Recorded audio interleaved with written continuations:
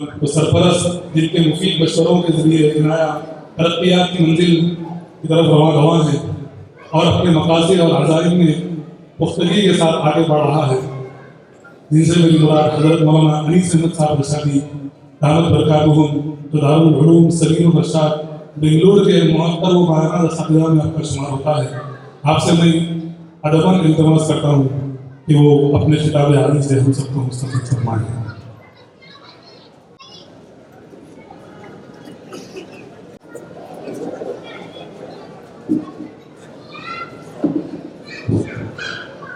عباده الذين اصطفى أما بعد فقد قال الله تبارك وتعالى في القرآن المجيد أعوذ بالله من الشيطان الرجيم بسم الله الرحمن الرحيم وما خلقت الجن والإنس إلا ليعبدون صدق الله العظيم۔ محترم صدر جلسہ، حضرات اکابر علماء کرام، ائمہ اعظام، حفاظ کرام، محترم خواتین و حضرات، عمائدین شہر، سب سے پہلے میں اللہ تبارک و تعالیٰ کے دربار گوہر بار میں حدیع شکر بجا لاتا ہوں، پھر سرکار دو عالم تاجدار حرم سید العرب والعجم صاحب الجود والکرم ذات قدسی شیم احمد مجتبی محمد مصطفیٰ رحمت للعالمین شفیع المذنبین جناب محمد رسول اللہ صلی اللہ تعالی علیہ وسلم کے دربار گوہر باغ میں ہدیہ درود و سلام پیش کرنے کی سعادت پاتا ہوں۔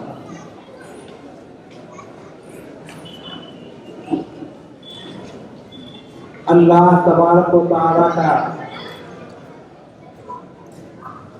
مجھ پر بے انتہا فضل و احسان ہوا کہ اللہ تبارک و تعالی نے آج کی اس مبارک محفل میں حاضری کا مجھے موقع عنایت فرمایا، اور حضرات اکابر علماء کرام کے خطابات کو سننے کی سعادت اللہ نے مجھے مرحمت فرمائی۔ ان حضرات اکابر علماء کرام کے مفید اور بہترین خطاب کے بعد مجھ طالب علم کے لیے مزید کچھ کہنے کا موقع نہیں ہے، جبکہ آپ حضرات، آپ سب کے عزیز اور بنگلور سے تشریف لائے ہوئے حضرت مولانا محمد مزمل صاحب رشادی والا جاہی کے خطاب کو سننے کے متمنی اور منتظر ہیں، ان کے خطاب کے درمیان میں بہت دیر تک آپ کے لیے رکاوٹ بننا بھی نہیں چاہتا، حائل ہونا بھی نہیں چاہتا۔ جیسے آپ حضرات ان کے خطاب کو سننے کے متمنی اور منتظر ہیں، بالکل اسی طرح میں بھی حضرت والا کے خطاب کو سننے کا اور آپ کے مفید مشوروں کو اپنے لوح قلب پر مرتسم کرنے کا منتظر ہوں۔ اس لیے میں اپنی بات کو مختصراً سمیٹتا ہوں۔ خطبے میں نے ایک آیت کی تلاوت فرمائی، وَمَا خَلَقْتُ الْجِنَّ وَالْإِنسَ إِلَّا لِيَعْبُدُونِ۔ اللہ تبارک و تعالیٰ کا ارشاد گرامی ہے کہ میں نے انسان کو اور جنات کو اپنی عبادت کے لیے پیدا کیا ہے۔ عبادت کا مفہوم آج ہم لوگوں نے بہت مختصر کر لیا ہے۔ صرف اپنی سہولتوں کے ساتھ، اپنے آرام کے ساتھ چند نمازوں کو ادا کر لینا، اور جب موقع مل جائے تو اس وقت تھوڑی سی تلاوت کر لینا یا ذکر و اذکار کر لینا، صرف اس کو ہم نے عبادت سمجھ رکھا ہے۔ حالانکہ عبادت کا مفہوم اتنا مختصر اور اتنا کم اور اقل ترین نہیں ہے، بلکہ اللہ تبارک و تعالی اپنے کلام پاک میں جہاں کہیں عبادت کا تذکرہ فرماتے ہیں، وہاں یقیناً نمازیں بھی ہیں، روزے اور زکوٰۃ کا تذکرہ بھی ہے، تلاوت قرآن پاک کا اور ذکر و اذکار کا تذکرہ بھی ہے۔ اس کے ساتھ ساتھ خدمت خلق کا بھی ایک تذکرہ ملتا ہے۔ یہ مفہوم بھی عبادت کے اندر داخل ہے۔ اس لیے ہم سب کو چاہیے کہ ہم عبادت کے اصل مفہوم کو سمجھیں۔ بنیادی طور پر عبادت کے اندر 4 باتیں ہیں۔ پہلی بات تو یہ ہے کہ ہم نے اپنے خالق کے ساتھ جو عہد کیا ہے اس عہد کو پورا کریں۔ وفاء بالعہد، عہد کو پورا کرنا، یہ عبادت کا پہلا مفہوم۔ عبادت کا دوسرا مفہوم ہے رضا بالموجود۔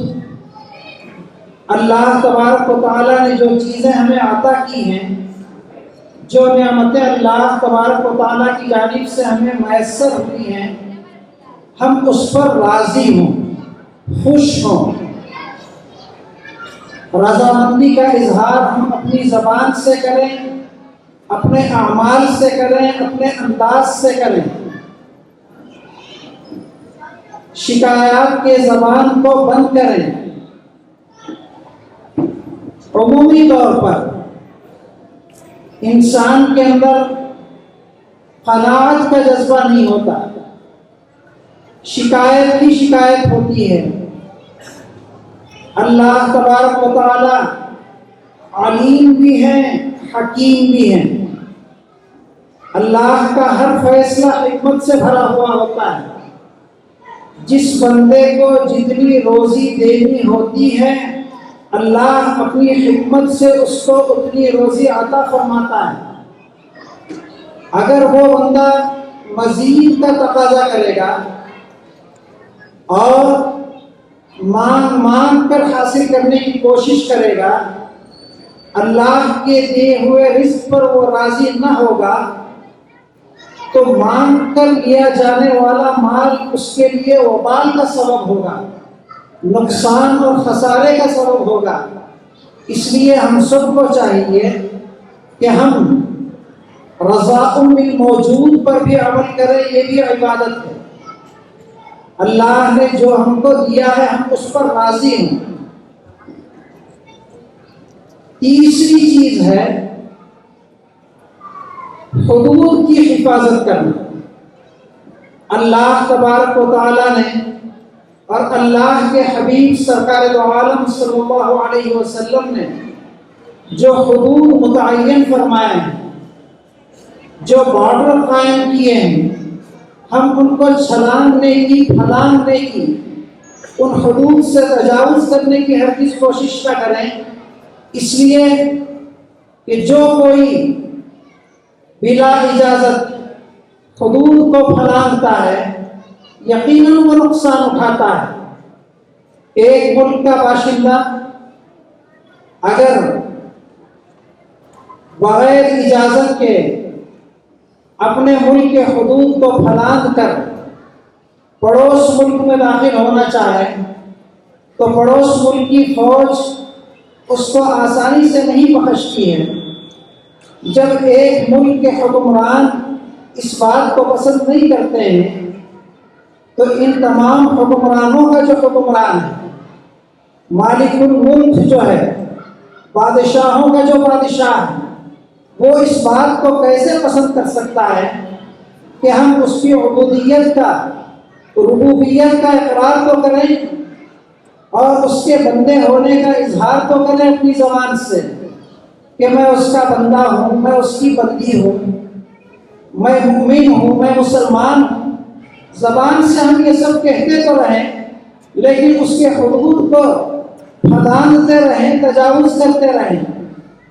حدود اللہ نے جو قائم کیے ہیں وہ یہ ہیں کہ اللہ نے جن کاموں کے کرنے کا حکم دیا ہے ہم صرف انہی کاموں کو کریں، جن باتوں سے اللہ نے رکنے کا حکم دیا ہے ان باتوں سے ہم رکیں، اپنی خواہشات اور مرضی کو اس میں داخل نہ کریں۔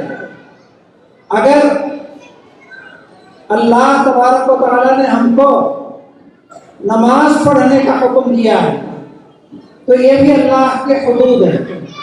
5 وقتہ نماز ان کے اپنے اوقات پر باجماعت ادا کرنا مرد پر، عاقل اور بالغ پر فرض ہے، یہ اللہ کے حدود ہیں۔ اس کام کو کرنے کا اللہ نے حکم دیا ہے۔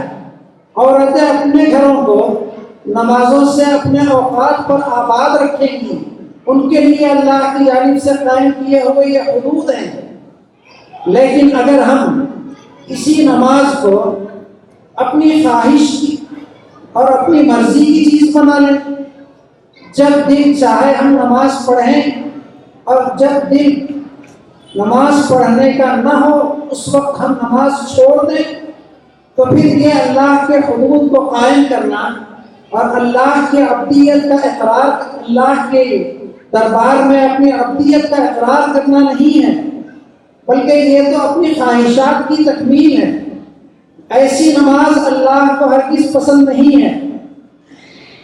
آپ چاہے آرام اور سکون کے ماحول میں ہوں یا تکلیف اور پریشانی کے عالم میں ہوں، صحت میں ہوں یا مرض میں ہوں، تکلیف میں ہوں یا سہولت میں ہوں، مصروف ہوں یا فارغ ہوں، ہر وقت جب بھی آپ کے سامنے نماز کا وقت آ جائے گا تو آپ اپنے دوسرے تمام کاموں کو پس پشت ڈال کر، اپنی تمام مشغولیتوں کو چھوڑ کر، اپنی بیماری کو پس پشت ڈال کر، بیماری کے بہانے کو ختم کر کے، اللہ کا حکم سامنے آتے ہی ہم اس کے دربار میں کھڑے ہو جائیں۔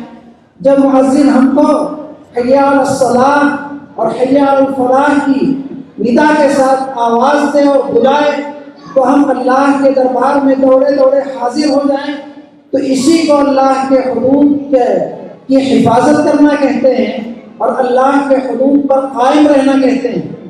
یقیناً آج ہم میں سے بہت سے حضرات نماز پڑھتے ہیں، لیکن جب ہمارے سامنے تجارتوں کے تقاضے ہوتے ہیں، شادی بیاہ کی مصروفیتیں ہوتی ہیں، بیماریوں کا بہانہ ہوتا ہے اور کچھ مشکل حالات ہمارے سامنے، غموں کے اور خوشی کے ماحول ہوتے ہیں، تو ایسے مواقع پر بہت آسانی سے ہم نمازوں کو بھول جاتے ہیں۔ اللہ تبارک و تعالیٰ ہرگز اس بات کو پسند نہیں فرماتا، بلکہ اللہ کے حدود کی حفاظت کا یہ تقاضا ہے کہ ہم ہر حال میں اللہ کے حدود پر قائم رہیں۔ اللہ نے جو دائرہ قائم کیا ہے، جو دائرہ بنایا ہے، جس دائرے کے اندر رہنے کا حکم میرے اور آپ کے حبیب سرور کائنات سرکار دو عالم صلی اللہ علیہ وسلم نے ہم سب کو دیا ہے، اسی دائرے کے اندر رہیں، اس کو پھلانگنے کی یا چھلانگ لگانے کی ہم ہرگز کوشش نہ کریں۔ عبادت کا سب سے آخری حصہ یہ ہے کہ اگر اللہ کی دی ہوئی نعمتوں میں سے کوئی نعمت ہم سے چھین جائے، نعمت دینے والا ہم سے کوئی نعمت لے لے، تو اس پر ہم صبر کریں۔ عمومی طور پر بندوں کے اندر صبر کا مادہ بھی نہیں ہوتا، بہت جلد شکایتوں کی زبانیں کھل جاتی ہیں۔ صبر کا تقاضا تو یہ ہے کہ اللہ کی دی ہوئی نعمت اللہ ہی کی تھی اور دینے والے نے اس نعمت کو جب مناسب سمجھا ہم سے واپس لے لیا، یہ سوچ کر ہم اپنی زبان کو بند رکھیں، اپنے دل کو قابو میں رکھیں، اسی کو صبر کہتے ہیں۔ زبان سے حرف شکایت نکالنا، دل کے اندر بے قراری کی کیفیت کو پیدا کرنا، اس کا نام صبر نہیں ہے۔ زبان سے شکایات کے کوئی الفاظ ہم سے نہ نکلیں، دل کے اندر بے قراری کی کوئی کیفیت نہ ہو۔ اللہ اپنے کلام پاک میں ارشاد فرماتا ہے وَلَنَبْلُوَنَّكُمْ بِشَيْءٍ مِّنَ الْخَوْفِ وَالْجُوعِ وَنَقْصٍ مِّنَ الْأَمْوَالِ وَالْأَنفُسِ وَالثَّمَرَاتِ وَبَشِّرِ الصَّابِرِينَ۔ یقیناً اللہ تبارک و تعالی مالوں میں کمی کر کے، جانوں میں کمی کر کے، عزیز و اقارب کو ہمارے درمیان سے اٹھا کر ہمارا امتحان لیتے ہیں، اس وقت ہم کو صبر کرنے کا حکم ہے۔ نعمتوں کے چھن جانے پر صبر کرنے والوں کے لیے اللہ تبارک و تعالیٰ کی جانب سے بشارت کی خوشخبری سنائی گئی ہے۔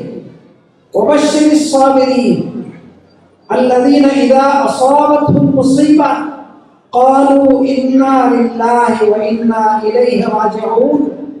ایک ہی جملہ اپنی زبان سے ہم کو ادا کرنے کا حکم ہے، ہم بھی اور جو کچھ ہم کو ملا ہے وہ سب کچھ اللہ کا ہے۔ ان تمام اشیاء کو اور ان تمام اسباب کو اور ہم سب کو اللہ ہی کی طرف لوٹ کر جانا ہے۔ یہ جذبہ ہمارے اندر پیدا ہونے کی ضرورت ہے۔ یہ عبادت کا تقاضا ہے کہ عبادت کے ان چاروں مفہوم کو ہم سمجھیں کہ ہم اپنی خواہش کے مطابق ہم نے عبادت کا جو مفہوم بنا لیا ہے، جو ترجمہ کر لیا ہے، جس خول میں ہم داخل ہو گئے ہیں، اس سے باہر نکل کر عبادت کے اس اصل مفہوم کو سمجھنے کی ہم کو ضرورت ہے۔ دوستو، یقیناً اللہ تبارک و تعالیٰ کی بے شمار نعمتوں میں سے ایک نعمت مال بھی ہے، اولاد بھی ہے۔ اللہ تبارک و تعالیٰ مال اور اولاد دے کر ہم کو آزمانا چاہتے ہیں۔ مال اور اولاد کی وجہ سے عمومی طور پر انسان فتنے میں مبتلا ہو جاتا ہے۔ انما اموالکم و اولادکم فتنہ، اللہ نے اپنے کلام پاک میں فرمایا۔ اس فتنے سے بچنے کی آسان تدبیر یہ ہے کہ اس مال کو ہم اللہ کی راہ میں خرچ کرنا سیکھیں، اپنی اولاد کو اللہ کی راہ میں استعمال کرنا سکھائیں، اپنی اولاد کو اللہ کی راہ میں چلائیں۔ ہم سے جہاں ہمارے بارے میں بات پوچھ ہوگی، قیامت کے دن ہم سے ہمارے بارے میں سوال کیا جائے گا، وہی ہم سے اپنے آپ کے آل و عیال کے بارے میں پوچھا جائے گا۔ الا کلکم راع وکلکم مسئول عن رعیتہ، تم میں سے ہر ایک ذمہ دار ہے، تم سے تمہاری ذمہ داریوں کے بارے میں قیامت کے دن سوال کیا جائے گا، پوچھا جائے گا۔ تم نے اپنی اولاد کی پرورش کیسی کی، اپنے اہل خانہ کی نگرانی کیسے کی، اپنی بہن اور اپنے بھائی کا کس طرح تم نے خیال کیا، اپنے ماں باپ کی، اپنے آبا و اجداد کی تم نے کیسی خدمت کی، یہ سب سوال یقیناً تم سے کیا جائے گا۔ جہاں ہم سے ہماری نمازوں کے بارے میں پوچھا جائے گا، ہمارے روزوں کے بارے میں سوال کیا جائے گا، زکوٰۃ کے بارے میں پوچھا جائے گا، وہی ہم سے ہماری دوسری ذمہ داریوں کے بارے میں بھی سوال کیا جائے گا۔ اس لیے ہم سب کو چاہیے کہ ہم اپنی اولاد کی صحیح تربیت فرمائیں۔ ان کی صحیح رہنمائی فرمائیں۔ عمومی طور پر یہ ہوتا ہے کہ گھر کے بڑے اور بزرگ حضرات نماز فجر کے لیے گھر سے نکلتے ہیں، گھر میں کوئی دوسرا بیدار ہونے والا نہیں ہوتا ہے، اس لیے وہ خود ہی اٹھتے ہیں، مکان کی کنجی اپنے ساتھ لے کر نکلتے ہیں، دروازے کو باہر سے تالا لگا کر نماز فجر باجماعت ادا کرتے ہیں، اور پھر گھر واپس ہوتے ہیں، تالا اپنے ہاتھ سے کھول کر گھر کے اندر داخل ہوتے ہیں۔ حالانکہ جہاں انہیں اپنے نماز کی فکر کرنے کا حکم ہے، وہیں ان کو اپنے مستورات کی نماز کا بھی اہتمام کرنا چاہیے، اپنی اولاد کی بھی نماز کی فکر کرنی چاہیے۔ سرکار دو عالم صلی اللہ علیہ وسلم نے یہ تعلیم دی کہ جب لڑکا 7 سال کا ہو جائے تو تم اس کو نماز سکھاؤ، جب وہ 10 سال ہونے کے باوجود نماز نہ پڑھے تو نماز نہ پڑھنے پر اس کو تنبیہ کرو، ڈانٹو۔ سرکار دو عالم صلی اللہ علیہ وسلم کی تعلیم کے بالکل خلاف ہمارا یہ عمل ہے۔ ہم تو نماز پڑھتے ہیں، ہمارے چہروں پر تو داڑھی سجی ہوئی ہوتی ہے، لیکن ہماری اولاد کا کیا حال ہے؟ کیا میرے گھر میں میرے بچے کے سر پر ٹوپی ہے؟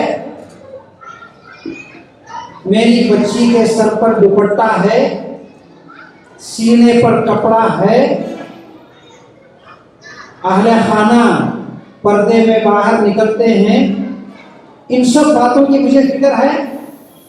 کیا میں نے کبھی اس کے بارے میں سوچا ہے؟ میں نے کبھی اس کی فکر کی ہے؟ یہ کس کی ذمہ داری ہے دوست؟ اس کی فکر گھر کے بڑے اور آپ نہیں کریں گے تو پھر کون کرے گا؟ دوستو، امت میں دین اس وقت باقی رہے گا جب بڑے اپنے نوجوان اولاد کی فکر کریں گے، جب بڑے اپنے نوجوان سے غافل ہو جائیں گے تو آپ کے رخصت ہو جانے کے بعد بے دینی کا ایک ماحول ہوگا، بے دینی کا ایک سما ہوگا، ایک فضا ہوگی، بدبودار فضا ہوگی۔ اللہ تبارک و تعالیٰ ایسی مقدر فضا سے ہم سب کی حفاظت فرمائے۔ اللہ تبارک و تعالیٰ ہمارے اطراف و اکناف کو، ہمارے گھرانے کو اور ہمارے خاندان کو اللہ تبارک و تعالیٰ دین کی فضاؤں سے معطر اور منور فرمائے۔ جس طرح یہ اولاد فتنے کا سبب ہے، اسی طرح مال بھی بہت بڑے فتنے کا سبب ہے۔ یقیناً یہ مال اللہ نے ہم کو دیا ہے تو صرف اس لیے نہیں دیا ہے کہ اس مال سے ہم اپنی ضروریات، اپنے عیش و عشرت کے اسباب اور سامان تلاش کریں، اپنے لیے بنگلے بناتے چلے جائیں، سواریاں خریدتے چلے جائیں، اپنے پڑوس میں رہنے والے سے ہم غافل ہو جائیں، اپنے اہل خاندان سے ہم غافل ہو جائیں، اپنے خاندان کے کمزور لوگوں سے ہم منہ پھیر لیں،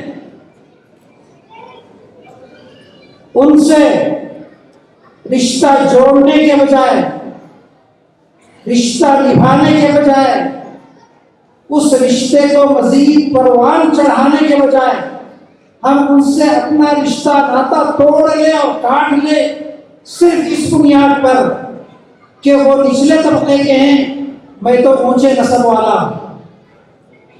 دوستو، یہ بھی مال کا بہت بڑا فتنہ ہے۔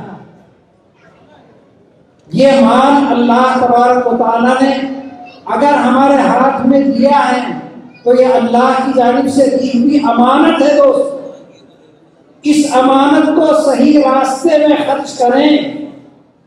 یقیناً اپنی ذات پر، اپنے گھر والوں پر، اپنے اہل و عیال پر مال کو خرچ کرنا، بقدر ضرورت خرچ کرنا، اور اس نیت سے خرچ کرنا کہ میں اپنے گھر والوں کو کھلاتا ہوں، پہناتا ہوں، تاکہ وہ اس کے ذریعے اللہ کی عبادت میں منہمک ہوں، اس نیت سے ان پر خرچ کرنا یقیناً ثواب ہے، بہت بڑا کار خیر ہے، لیکن صرف کسی ایک مقصد کے لیے، صرف اپنی ضروریات کی تکمیل کے لیے، اپنے عیش و عشرت کے اسباب کو ڈھونڈنے کے لیے اور اس کو مہیا کرنے کے لیے یہ مال ہم کو نہیں دیا گیا ہے، بلکہ اللہ کی جانب سے یہ دیا ہوا مال ہماری آخرت کو بنانے کے لیے ہم کو دیا گیا ہے۔ اس مال کو اللہ کی راہ میں خرچ کر کے، ضرورت مندوں پر صرف کر کے، حاجت مندوں پر اور مستحق افراد پر اپنے مال کو لٹا کر، نچھاور کر کے، جذبہ احسان کے ساتھ ان کو دے کر، کیا آپ نے میرے اس حقیر مال کو، حقیر عطیے کو، صدقے کو، تحفے کو، زکوٰۃ کو قبول کر کے مجھ پر احسان کیا ہے؟ اس جذبہ احسان کے ساتھ اپنا مال ضرورت مند کو دینا، یہ مال کا حقیقی تقاضا ہے۔ اللہ نے یہ مال اس لیے ہم کو دیا ہے، اگر ہم اللہ کی راہ میں جذبہ احسان کے ساتھ مال کو خرچ کریں گے تو یہ مال ہمارا محافظ ہوگا، ہماری حفاظت کرنے والا ہوگا۔ اس دربار میں، اس عالم میں، اس روز جس دن ہمارے اپنے ہمارے کام نہیں آئیں گے، شوہر بیوی کے، بیوی شوہر کے، باپ بیٹے کے، بیٹا باپ کے کام نہیں آئے گا۔ یوم یفر المرء من اخیہ وامہ وابیہ وصاحبتہ وبنیہ، ہر ایک دوسرے کو دیکھ کر بھاگنے والا ہوگا۔ اگر اللہ نے آپ کو یہ مال دیا ہے تو یہ مال اس دن آپ کا محافظ ہوگا، آپ کے کام آئے گا، اسی وقت کام آئے گا جب آپ اس مال کو اللہ کی راہ میں خرچ کریں گے۔ المال لک اذا انفقت، مال تیرے لیے اس وقت ہے جب تو اس مال کو اللہ کی راہ میں خرچ کر دے، اللہ کی راہ میں لٹا دے، تب یہ قیامت کے دن تیرے کام آئے گا، روز محشر میں تیری حفاظت کرے گا، جس دن اس کے عرش کے سائے کے علاوہ اور کوئی سایہ نہیں ہوگا۔ اس دن یہ مال عرش کے نیچے تیرے سائے کی طرح کام آئے گا۔ لیکن اگر اس مال کو تو نے خرچ نہیں کیا، تو اس مال کا چوکیدار بنا رہا، واچ مین بن کر بیٹھا رہا،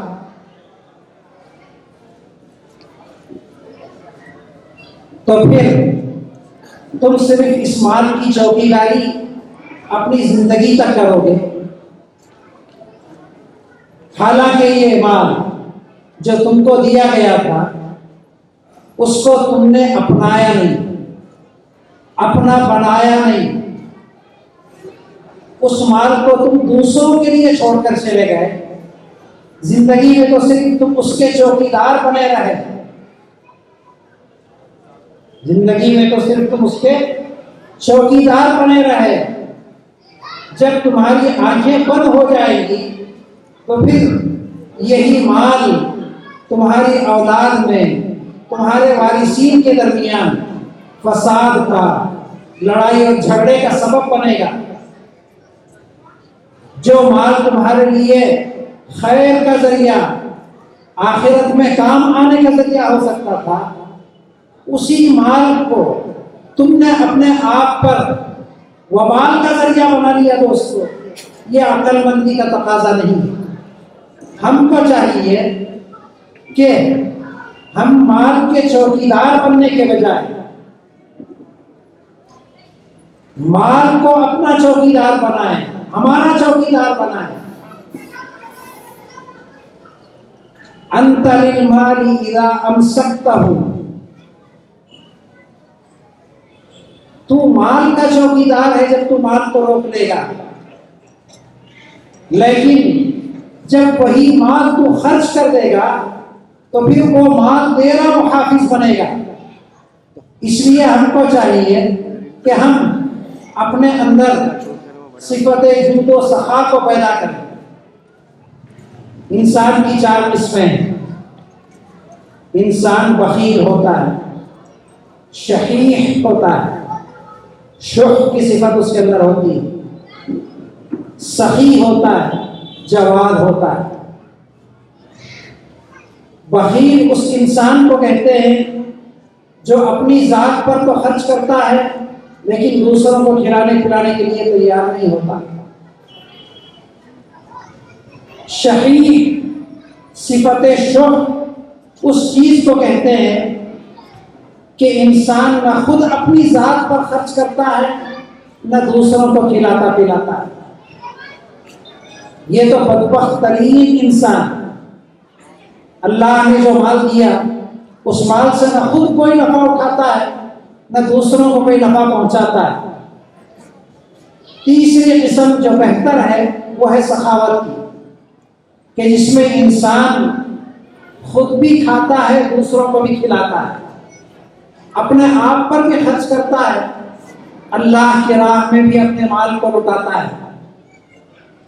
چوتھے اور اعلیٰ درجے کا انسان وہ ہے جو جواد ہوتا ہے، اپنے آپ کو روک کر، اپنی ضروریات کو پس پشت ڈال کر، اپنی اولاد کو تسلی دے کر، اپنے اہل خانہ کی ضروریات کو دبا کر دوسروں کے لیے اپنے مال کو خرچ کرتا ہے، اللہ کی راہ میں اپنے مال کو لٹاتا ہے، راہ سبیل میں اپنے مال کو خرچ کرتا ہے، لاکھوں میں دیتا ہے، کروڑوں میں دیتا ہے، پورا مال اللہ کی راہ میں خرچ کر دیتا ہے۔